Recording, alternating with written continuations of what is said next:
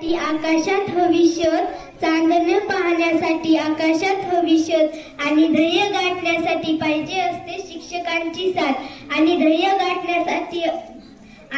गाठण्यासाठी पाहिजे असते शिक्षकांची साथ. सन्माननीय व्यासपीठावरील उपस्थित सर्व मान्यवर, गुरुजन वर्ग आणि माझ्या मित्रांनो, आज 5 सप्टेंबर डॉक्टर सर्वपल्ली राधाकृष्ण यांचा जन्मदिवस, जो आपण शिक्षक दिन म्हणून साजरा करतो.